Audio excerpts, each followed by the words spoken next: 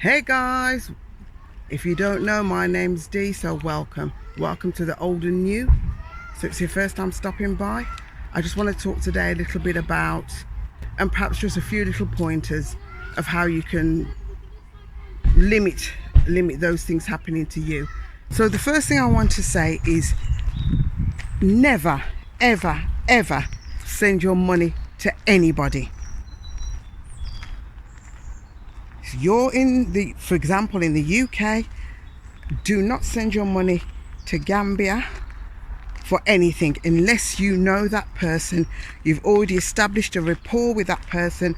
You've already established a rapport with those services. Do not send your money to anybody claiming that they will buy this, purchase that, get this, get that, get the next thing. Do not do it. It's not a wise move. It's not a good move. So that's the first thing I want to say.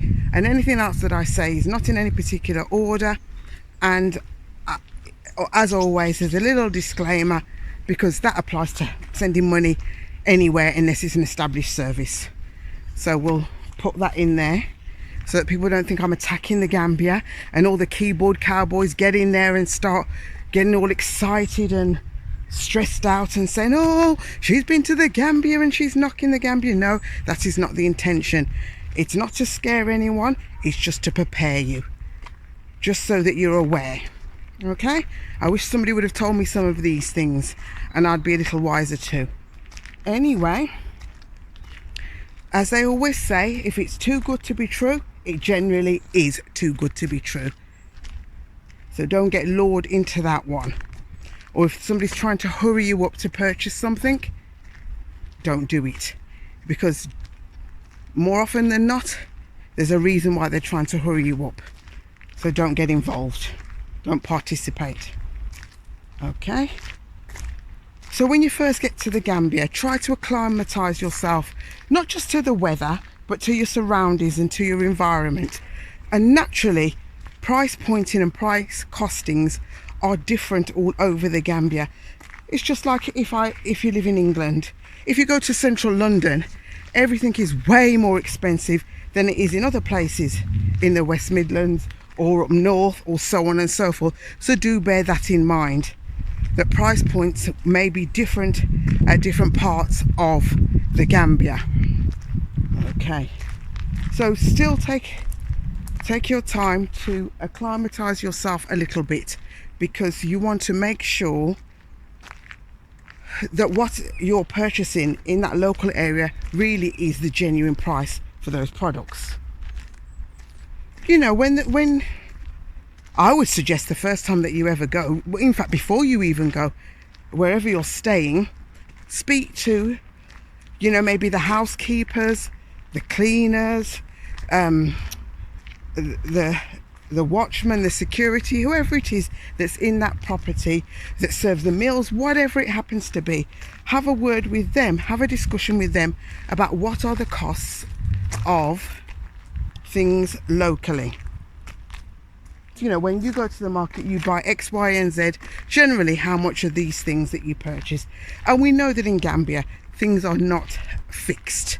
We also know that there's you know, you can barter. You can have that back and forth dialogue of discussion and barter.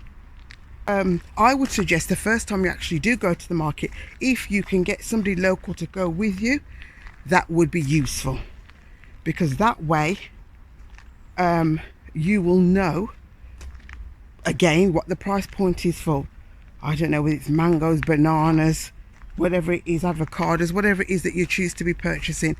That will help you to know that more or less they cost around this price point.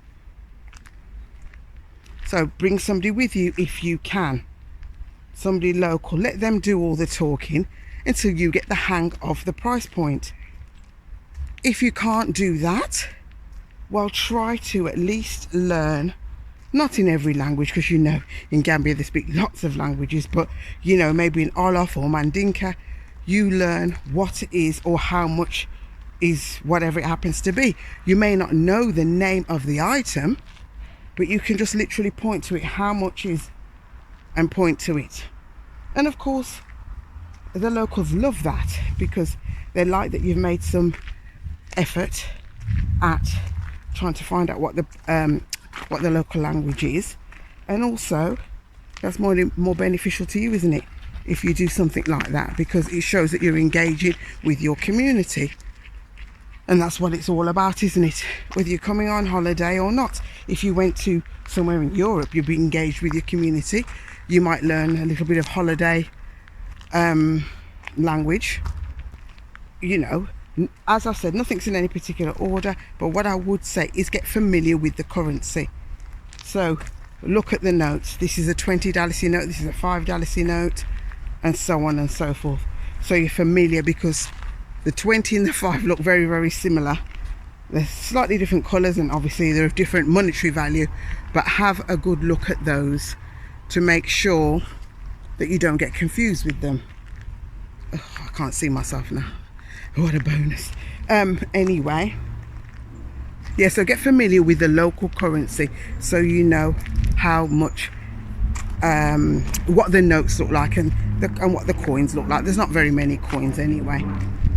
And then also be aware of what the exchange rate is for the currency that you're bringing. So you could be bringing sterling, you could be bringing dollars. An exchange rate will vary. It's not going to be the same every day, but be aware of the exchange rate, because that will help you to know, you know, when you change your money, how much value you are getting at the time that you are changing it.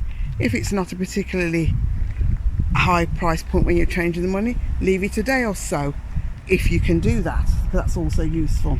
If you're going for a service or somewhere to stay or an event or whatever it happens to be, then try and get a recommendation. You know, ask local people and also people who are visiting, oh, what services did you use? How did you find them? Were they of any benefit to you? You know, was the service provider amicable? Were they agreeable? And did you enjoy the service that they delivered? Because we talk a lot about customer care in the West, and it's not quite the same in Gambia, but that's a conversation for another day. And also, I think I want to say that if somebody says they're providing a particular service, hold them to that.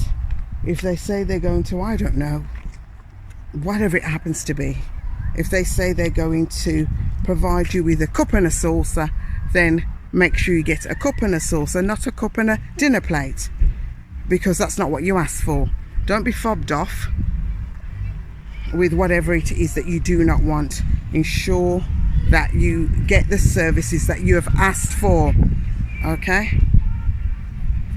I know you guys out there are super intelligent, so I want you to help me here.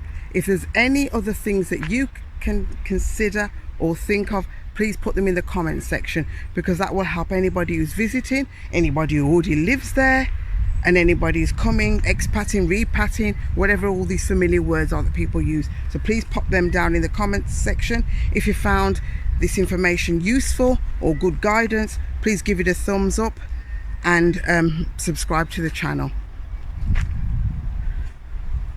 So I think that's what I've got for you now, and I want to say thanks for stopping by, thanks for listening, and as always, peace, peace, peace. Kairo, Kairo, Kairo. Walk good, my God. Till another good time.